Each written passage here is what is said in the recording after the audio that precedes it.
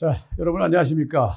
벌써 이제 경비업법 이제 마지막 차시 이제 6차시까지 이제 다음 차시부터 2개 차시 이제 총원기자법 하겠습니다만, 자, 이제 지난 5차시에 이 무기, 특히 이제 특수경비원 같은 경우는 어떠한 경우에 무기를 휴대할 수 있고 또 무기는 어떻게 대여를 받아야 되고 그런 게 이제 시험 문제에 자주 출제되는 문제입니다. 그래서 무기 안전관리 수칙이라든가 그런 걸 자꾸 눈에 익히셔야 되고 암기할 사항들이 많아요. 우리가 볼 때는 뭐 권총집에 넣어총, 우로 어깨 걸어총 같은 거, 뭐 이런 게 시험 문제 나오겠어 생각할 수 있는데, 이 어제 경비사 자격증이라든가 그런 경찰청장명이잖아요. 그래서 감독기관이 경찰이기 때문에 이런 무기에 대해서는 엄격한 잣대를 들이대기 때문에 시험 문제에서도 자주 출제될 확률이 크다, 그렇게 얘기해 드릴 수 있습니다. 그래서 그런 암기할 사항이 의외로 많이 있다.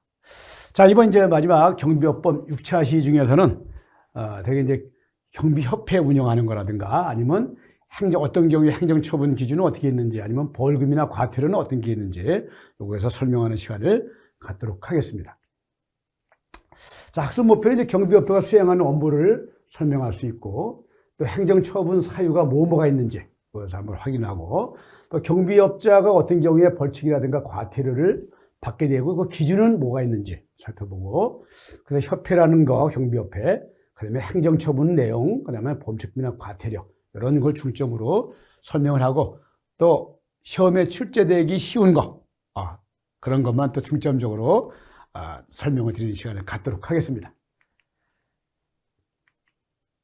자, 경비협회 이제 경비협회 있습니다. 경비협회 현재 이제 한국경비협회하고 대한민국경비협회 이제 복수가 지금 설치되어 있습니다만, 자, 경비업자는 경비 업무의 건전한 발전과 경비원의 자질 향상 및 교육 훈련 등을 위하여 대통령령이 정하는 바에 따라서 경비협회를 설립할 수 있다. 근데 이런 건 되게 다른 과목 같은데 이런 게 시험 문제 안 나오죠, 거의 다. 근데 경비업법은 간혹 나온다. 어떤 내용? 요 용어예요. 건전한 발전, 경비원의 자질 향상, 교육 훈련. 이게 키포인트고, 또 대통령령이라는 거, 범죄나 행정안전부령이나 대통령이라는 거, 요걸 여러분들이 키워드로 잘 기억을 하시기 바랍니다. 시험 문제 간혹 나오는 경우 있다. 그래서 건전한 발전, 경비원의 자질 향상, 교육 훈련. 그래, 대통령령으로 정한다. 이게 설립 목적이다. 경비협회 업무는 이제 요것도 이제 시험 문제 간혹 출제되는데, 경비 업무의 연구, 아니면 경비원 교육훈련 및 그 연구, 경비원의 후생복지에 관한 사항, 경비 진단에 관한 사항, 경비 진단 같은 게 이제 경비업자하고 관련되겠죠. 그 다음에 그 밖에 경비 업무의 건전한 운영과 육성에 필요한 사항 해서 이것도 간혹 시험 문제가 출제되고 있는 거죠. 업무가 뭐냐, 경비협회의 업무가. 경비 업무의 연구, 경비원 교육훈련 및 연구, 경비원의 후생복지에 관한 거, 경비 진단에 관한 거, 그 밖에 경비 업무의 건전한 운영이나 육성에 관한 거. 그래서 요게 이제, 요게 말을, 제가 기억에 나는 건, 여기 한번 시험 문제 나왔던 게 경비원의 후생복지가 아니라 여기 경비협회는 어차피 경비업자들 모임이잖아요. 여기 경비업자로 만약에 바꿔놓는 경우가 있어요. 착각이 경비업자가 아니고 경비원의 후생복지입니다. 예를 들면은, 이렇게 시험 문제가 둔갑을 할 수도 있다 그 뜻이에요. 경비업자가 아니고 경비원의 후생복지가 하는 게 경비협회의 업무라는 걸 얘기 드리는 겁니다. 자, 경비업에 특별한 규정이 있는 경우를 제외하고는 민법 중에 사단법인에 관한 규정을 준용한다. 이제 민법에 보면 장황하게 돼 있죠. 그래서 한 1100여 개 조항이 있습니다만 그 중에서 민법 중에 사단법인에 관한 규정을 준용한다. 이것도 시험 문제 간혹 나오는 문제입니다. 어디 준용을 한다? 사단법인에 관한 규정을 준용한다는 거. 자, 이제 공제사업을 하도록 되어 있는데, 자, 공제사업은 많이 있죠. 각 협회, 경비협회뿐만 아니라 각종 이제 협회에서는 이제 공제사업을 하는데, 사업 내용도 이것도 시험 문제 간혹 나옵니다. 경비업자의 손해배상 책임을 보장하기 위해서, 아니면 경비업 운영에 필요한 입찰보증, 계약보증, 이행보증, 하도급보증, 요걸 위해서, 아니면 경비원의 복지 향상이라든가 업무상 재해손실 보상을 위해서, 아니면 경비 업무 관련 연구라든가 경비원 교육훈련 사업을 할 수 있다. 그래서 이 공제사업 사업 내용도 시험에 간혹 출제되는 걸 볼 수가 있어요. 근데 이게, 자, 여러분들 한번 해보세요. 손해배상 책임을 보장한다, 경비업자. 경비업자한테 손해배상 책임 같은 거 있을 수 있잖아요. 그죠? 손해배상 책임 같은 거 있을 수 있어요. 손해배상 책임이 있는데 경비업 운영의 입찰이나 계약 보증 같은 것도 경비업자 입장에서는 어떤 상황이 벌어지면 목돈이 들어가잖아요. 목돈이 들어가는 걸 예방하기 위해서 사전에 이런 거 공제 사업을 해가지고 어떤 상황이 벌어지면은 이런 거를 전부 다 대신 이 공제협회에서 공제금으로 그동안에 협회 돈 낸 거에서 보험료, 우리가 이제 보험료죠.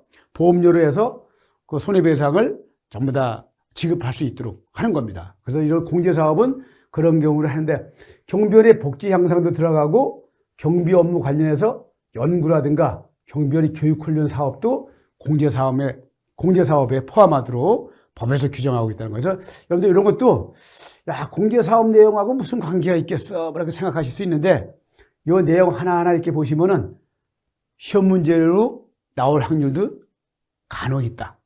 시험 문제 나오기 쉽잖아요. 그래서 경비 운영에 필요한 어떤 보증, 다른 보증을 하나 서가지고 관계없는 거, 사업 내용하고 관계없는 거, 그런 것도 시험으로 나올 수 있는 거예요. 그 여러분들이 이걸 다 하나하나 잘 보셔야 된다는 걸 얘기를 드리는 겁니다. 자, 이제 경찰청장이 이제 만약에 공제사업을 한다. 그러면 경찰청장이 감독을 하도록 돼 있죠. 누가 하는 거죠? 시도경찰청장이 아니고 경찰청장. 대한민국에 한 분밖에 없다 그랬죠. 그분이 공제사업을 감독하도록 돼 있다. 어떤 경우냐? 공제사업의 건전한 발전을 위해서 공제사업 감독 기준을 선정해야 된다. 감독 기준을 선정해야 되고, 그 다음에 경찰청장은 공제 규정을 승인하거나 공제사업의 감독 기준을 정할 때는 금융위원회하고 협의해야 된다. 금융감독위원회라고 있죠. 금융감독위원회. 금융감독위원회 위원장은 장관급입니다. 금융감독위원회하고 협의한다. 그래서 여러분들이 키워드는 경찰청장 강정에 승인한다는 겁니다. 승인. 허가가 아니고 승인. 뭐 거의 비슷한 용어지만 허가가 아니고 승인이라는 용어. 그 다음에 감독 기준을 정할 때는 승인하기 전에 금융감독위원회하고 금융위원회하고 협의해야 된다. 그래서 금융위원회에 설치되어 가는 법률에 따라서 만약에 검사를 할 필요가 있다. 공제사업이니까 돈을 취급하다 보니까 여러 가지 문제가 있을 수도 있잖아요. 그래서 이제 그런 검사를 요청할 때 누가 해야 된다? 금융감독원장한테 검사를 요청하도록 되어 있다. 그래서 여러분들이 이 키워드 되는 부분을 잘 기억을 하시고 암기를 하셔야 돼요. 그래서 경찰청장은 공제 규정을 승인하거나 공제사업의 감독 기준을 정할 때는 그냥 독단적으로 하는 게 아니라 금융위원회하고 협의해야 되고, 또 만약에 공제사업에 대해서 경비협회에 대해서 공제사업에 대해서 검사할 필요가 있다라고 판단할 때는 누구한테 요청해야 된다? 금융감독원장, 전문기관이잖아요. 이런 예산이나 이런 전문기관이 금융감독원 아닙니까? 그래서 금융감독원장한테 이 공제사업에 대한 검사를 요청할 수 있다. 이 전문기관을 통해서 하라는 거죠. 경찰청장이 실제로 이 공제사업하라는 건 법에서는 감독권이 있지만 전문기관이 아니잖아요. 그래서 금융위원회라는 거, 금융감독원장한테 검사 요청한다는 거, 여러분들 여기 기억을 잘 해주시기 바랍니다. 이런 게 간혹가다 시험 문제로 나온다. 자, 이제 감독은 누가 한다 그랬죠? 경찰청장이 한다 그랬어요. 시도경찰청장이 아니라 그랬습니다. 자, 경비업자는 경비원이 업무 수행 중 고의나 과실로 경비 대상 시설에 손해를 발생시키는 것을 방지하지 못한 때는 배상 책임이 있다. 배상 책임이 있습니다. 고의 또는 과실로 경비 대상 시설에 손해를 발생시켰다. 배상 책임이 있다. 경비원이 업무 수행 중 고의 또는 과실로 제3자한테 손해를 입힐 때도 배상 책임이 있죠. 제3자가 들어갑니다. 고의 또는 과실. 또는이라는 거 아시죠? 고의가 있든가 아니면 과실이 있든가.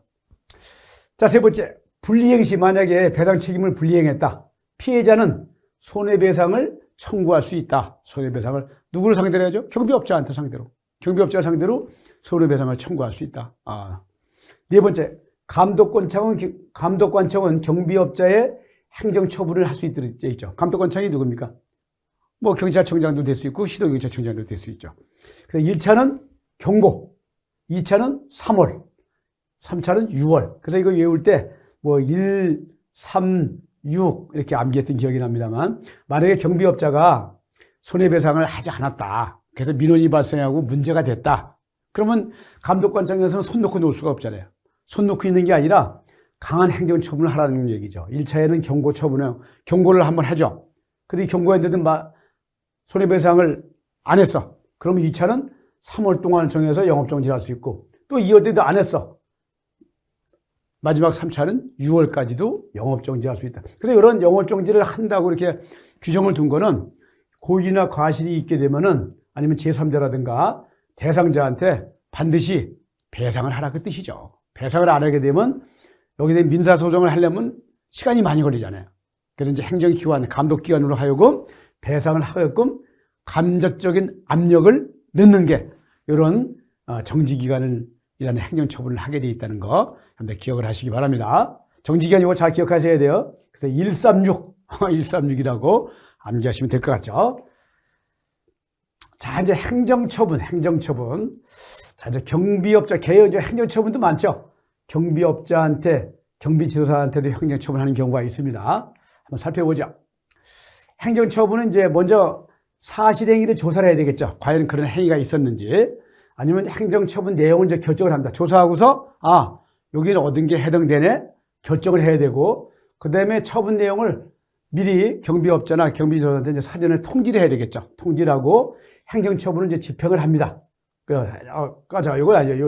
통지를 하면 이 청문이라는 걸 하게 되죠. 청문은 불러서 그 사람들이 만약에 할 얘기가 많을 거 아니에요. 난 이런 사유가 있어서 불가항력적으로 위반할 수밖에 없었다. 그런 걸 들어주는 절차를 우리가 청문이라고 그래요.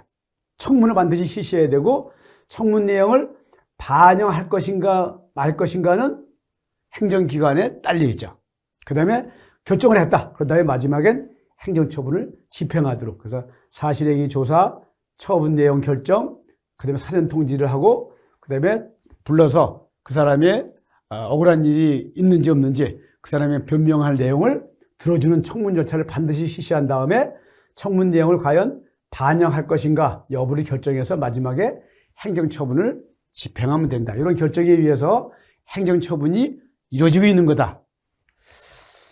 자, 행정처분 이제 대상이 있죠. 경비업 허가의 취소 또는 영업정지. 자, 청문이라는 건 아까 말씀드렸지만 행정처분하기 전에 불러가지고 그 사람이 하고 싶은 말, 뭐 변명이 됐든 아니면 어떤 이유가 됐든 그런 걸 들어주라는 걸 청문이라고 그랬어요. 그래서 어떤 경우에 하느냐? 청문 대상은 경비업의 허가를 취소하는 경우나 아니면 경비업의 영업정지를 처분하는 경우. 이건 경비업자들한테 이렇게 해당되겠죠. 이건 완전 불이익한 처분이잖아요. 그래서 불이익한 처분을 하기 전에 이런 청문을 통해서 그 사람의 관련되는 사항을 들어주고, 뭐 반영시키는 거 여부는 행정기관의 재량입니다만, 이런 경우는 미리 그런 기회를 주라는 게 청문이다. 이렇게 생각하시면 돼요. 그래서 경비지도사 같은 경우에도 만약 경비지도사가 불성실하게 했다든가, 감독명령을 위반했다든가, 지시를 이행하지 않았다든가 하면 자격을 취소하고 아니면 정지 처분을 할 수 있도록 되어 있잖아요. 요거 하기 전에 해당 경비지도사를 불러가지고 그런 기회를 부여를 해라. 그래서 불이익한 처분을 하기 전에 그 사람들의 얘기를 들어주는 걸 우리가 청문 절차다. 반드시 하도록 되어 있다. 반드시. 이 청문이라는 게 우리가 뭐 재량의 행정기관에서 판단해서 불러도 되고 안 불러도 되는 게 아니라 요런 아까 경비업자 같은 경우는 허가의 취소라든가 영업정지할 때 경비지도사 같은 경우는 자격을 취소한다든가 아니면 정지처분할 때는 반드시 불러서 반드시 집행을 하기 전에 청문을 실시하도록 법에서 규정하고 있다는 거예요. 여러분들 기억을 잘 하시기 바랍니다. 이게 지금 실제로 청문이라는 게 시험에 자주 등장해요. 요건 중요하니까. 중요해. 뭐 몇 가지는 안 되지만 요 몇 가지 청문 대상이 어떤 경우에 청문 대상이냐 아니냐 그런 걸 이제 되게 이제 사지선다형으로 이걸 내린 경우가 있어요. 그래서 뭐 경미한 것 같으면은 청문 대상이 아니죠. 여기 경미하지 않잖아요. 허가 취소한다든가 영업정지한다든가 경비지도사 자격을 취소한다든가 정지처분한다든가 중요한 거죠. 이런 걸 얘기를 하는 겁니다. 자, 이제 경비업자의 행정처분, 경비업자 허가의 취소 사유. 자, 어떤 경우에 허가를 취소하느냐? 허가가 제일 강한 행정처분이잖아요. 제일 강한 거. 어떤 경우에 하느냐? 기속행위다라는 말을 제가 썼는데 기속행위라는 뭐냐? 행정관청은 반드시 취소해야 된다. 재량이 없다. 재량이 인정을 안 하겠다. 이런 경우에 해당되는 건 반드시 취소하라 그 뜻이에요. 허가를 취소하라 그 뜻이에요. 어떤 경우냐? 허위라든가 그 밖에 부정한 방법으로 허가를 받을 때 나중에 이제 이게 발각이 됐어. 그럴 때는 취소하라 그 뜻이에요. 허가받은 경비 업무 외의 업무에 경비원을 종사하게 한 때. 이건 굉장히 엄하게 다스린다 그랬죠. 특수경비업자가 경비업이나 경비 관련업 외의 영업을 한 때. 그래서 경찰청장이 지정고시한 거라든가 법령에 있는 그 내용의 영업을 하면 되는데 그 이외의 영업을 한 때. 이때도 취소해라 그 뜻이에요. 정당한 사유 없이 허가를 받은 날부터 2년 이내에 경비 도급 실적이 없다든가 계속해서 1년 이상 휴업을 할 때. 자, 허가를 받긴 받았는데 2년간 다른 데 일한 도급 실적이 하나도 없어. 이런 경우는 허가 취소해라. 아니면 계속해서 1년 이상 휴업을 했다. 중간에 하다가 어떤 사유가 있어서 휴업을 했는데 1년 이상 휴업을 했다. 이때는 뭐 경비업을 하고 싶은 생각이 없고 다른 이유가 있을 수도 있으니까 이때는 취소시켜라 그 뜻이에요. 정당한 사유 없이 최종 도급 계약 종료일에 다음 날부터 2년 이내에 경비 도급 실적이 없을 때. 그렇죠. 도급을 한번 받았어. 근데 그 다음 도급을 또 2년 이내에 받아야 되는데 2년 이내에 도급을 못 받았다. 이런 경우에도 허가 취소 대상이 되는 거고, 영업 정지 처분을 받고 계속해서 영업을 했다. 자, 영업 정지 처분을 받는데 불구하고 하면 안 되는데 영업을 하면 이제 그때는 뭐 무허가 영업이 되겠습니다만 이런 경우는 반드시 허가를 취소해라 그 뜻이죠. 소속 경비원으로 하여금 경비 업무의 범위를 벗어난 행위를 하게 한 때. 그렇죠. 예를 들어서 경비업자가 소속 경비원한테 이런 업무 법에 위반되는 걸 시키게 했다든가 한 게 만약에 발각이 돼서 문제가 됐다. 그러면 허가관청은 반드시 취소해라 그 뜻입니다. 자, 이제 기속행위. 허가관청은 반드시 취소해야 한다. 관할 경찰관사장의 배치 폐지 명령에 따르지 아니한 때. 자, 기속행위 반드시 취소해야 되는 경우입니다. 그 다음에 어떤 경우냐? 배치비의 폐지 명령인데 어떤 경우에 배치 폐지 명령을 할 수 있는 경우냐? 배치 허가 없이 경비원 배치 명단이나 일시, 장소, 신청 내용이 거짓일 때, 아니면 결격 경비원을 집단 비리 현장에 배치한 때, 아니면 신인 교육을 이수하지 않은 사람을 경비원에 배치한 때, 경비원의 위력이나 흉기 등으로 집단적 폭력 사태를 일으킬 때, 신고 없이 일반 경비원을 배치한 때. 자, 이때는 반드시 행정관청에서는 경찰관사장은 배치 폐지 명령을 하게 되는데 이걸 따르지 않았다. 이런 걸 따르지 않으면 허가를 취소해라 그 뜻입니다. 허가를 취소해라. 근데 여기 이제 재량행위라고 했어요. 허가의 취소 사유. 재량행위는 뭐냐? 행정관청이 사실행위를 조사해서 요거는 뭐 취소까지 아니고 정지 처분하면 되겠지. 뭐 그렇게 해라 할 수 있다 그 뜻이에요. 자, 허가관청이 취소를 할 수도 있고 6개월 이내의 기간을 정해서 영업의 전부나 일부에 대해서 영업정지를 명할 수 있는 재량행위. 요거의 사유입니다. 첫째, 시도경찰청장의 허가 없이 경비 업무를 변경한 때, 도급을 위례받은 경비 업무가 위법한 것임에도 이를 거부하지 아니한 때, 거부하게 돼 있죠. 위법부당한 거는. 경비조사를 집단 민원 현장에 선임 배치하지 아니한 때, 이런 문제가 크죠. 경비 대상 시설에 관한 경보 대응 체제를 갖추지 아니한 때, 출장소별로 관련 서류를 작성 비치하지 아니한 때, 대개적으로 이런 경우는 기계경비업자들이 많이 해당되겠습니다만, 결격사유에 해당하는 경비원을 배치하거나 결격사유에 해당하는 경비조사를 선임한 때, 요거 보면 아까 봤을 때 뭐 기속행위처럼 반드시 취소해야 하는 내용보다 조금 약간 경한다고 볼 수 있죠. 이런 경우에는 재량행위로 영업의 전부나 일부에 대해서 취소할 수도 있고 아니면 6개월 이내에 정지를 할 수 있도록 재량행위를 법에서 두고 있는 거죠.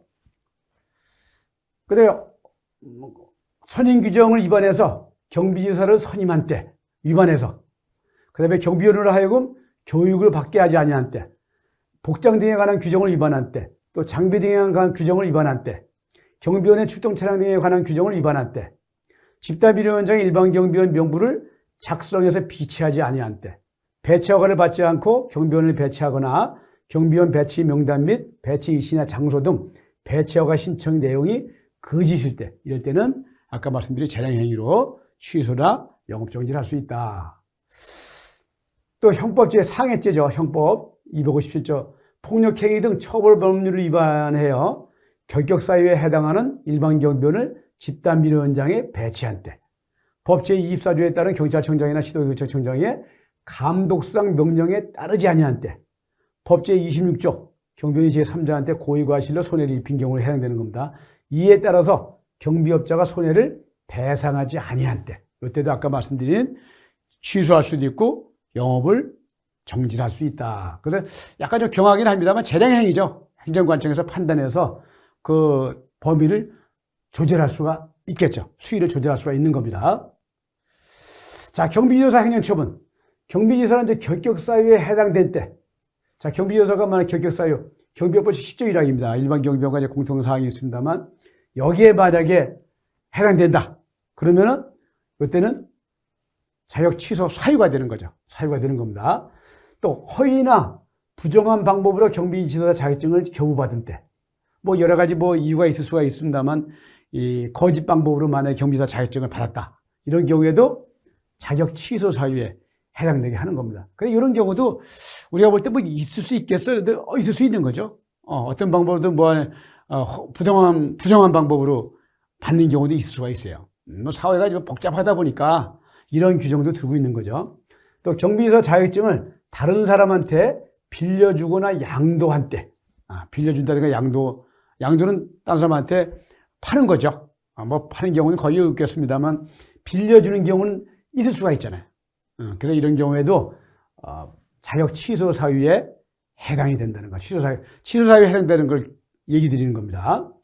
자, 자격정지 기간 중에 경비조사를 선임돼서 활동할 때. 자, 자격정지 기간 중에 무슨 뜻이냐? 자, 아까 전 차시에서 말씀드렸죠. 경비조사가 불성실하게 근무했어요. 불성실하게 근무해서 행정처분을 받았다.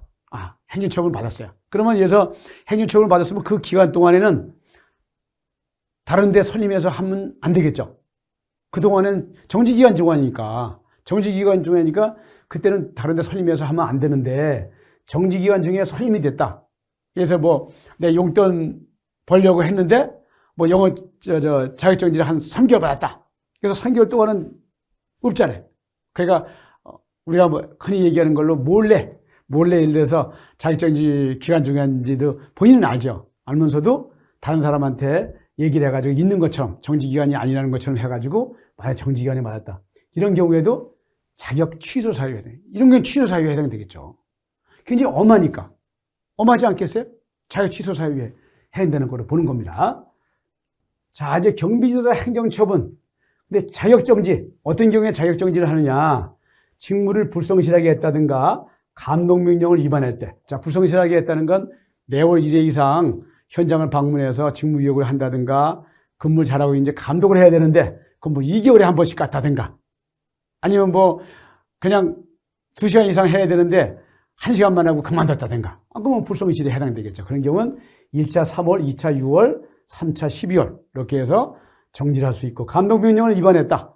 아니면 경찰관서장이라든가 시도경찰청장의 감독명령을 위반해도 369, 3월, 6월, 9월에 걸쳐서 자격정지를 명할 수 있다. 그래서 성실하게 하셔야 되겠죠. 성실하게 해야 됩니다. 옛날식으로 그냥 대충 하고 그러는 시대가 아니죠. 성실하게 근무를 해야 된다는 거. 자, 이제 벌칙하고 이제 과태료. 자, 벌칙은 어떤 게 있고 이제 과태료가 어떤 경우에 부과해야 되는지 한번 알아보겠습니다. 자, 벌칙은 이제 형사처벌 규정을 얘기하는 겁니다. 5년 이하의 징역이나 5천만 원 이하의 벌금에 처하는 경우. 어떤 경우다? 한 가지가 있는데 국가중요시설의 정상적인 운영을 해치는 장애를 일으킨 특수경비원에 해당되는 겁니다. 그래서 제가 암기할 때는 55라고 암기를 했어요. 55. 5년 이하의 징역들은 5천만 원 이하의 벌금. 어떤 경우다? 고의로 정상적인 운영을 해치는 장애를 일으킨 특수경비원한테만 해당된다. 자, 3년 이하. 3년 이하는 다시 얘기하면 이제 3년 이하의 징역들은 3천만 원 이하는 33이라고 이렇게 표시했습니다. 33은 몇 가지가 있다? 9가지가 있다. 9가지. 첫째, 무허가 경비업자. 직무상 비밀을 누설했다든가 부당 사용한 사람. 특수경비와 대행 통보를 하지 않았다든가 대행 의무를 이행하지 않은 사람. 또 집단민원 현장에서 무허가 경비업자한테 경비 업무를 도급한 사람. 아니면 집단민원 현장에서 20명 이상을 직접 고용한 사람. 못하게 돼 있죠.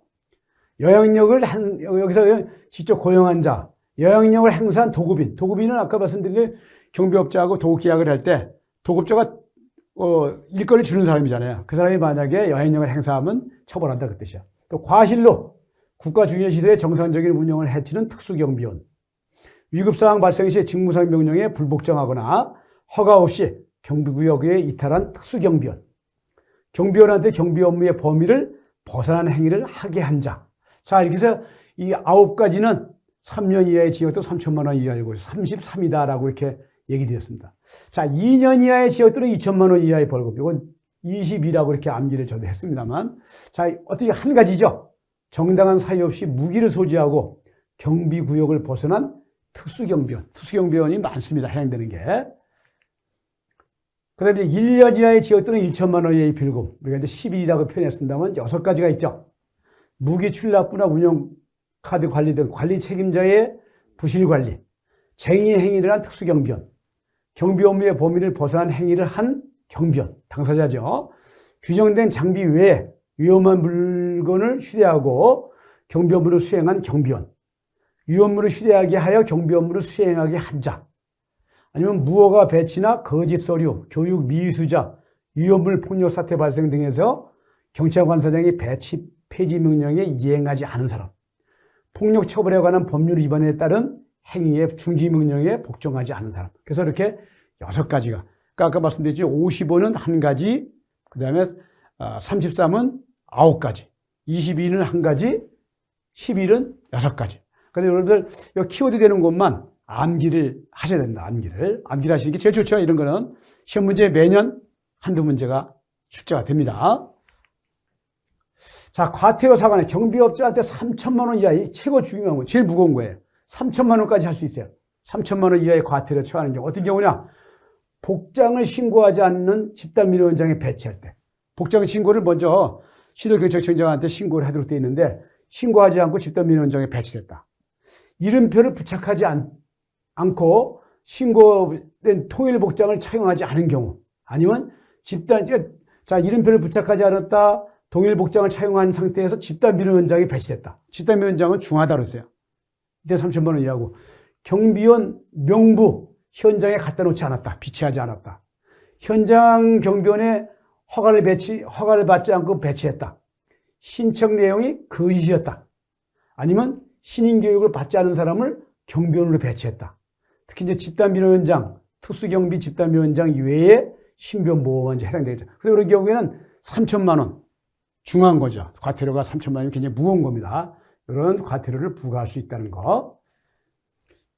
그 다음에 경비업자들은 시설주한테 500만 원, 이건 좀 저렴하죠. 500만 원 이하의 과태료에 처하는 경우는 영업을 폐업이나 휴업할 때는 시도경찰청장한테 신고를 해야 되는데 신고를 하지 않았다든가 위반했다든가, 아니면 경비원 배치 신고 위반, 아니면 집단민원장의 신고 위반, 신고요 사항을 위반한 경우에 해당되는 거죠.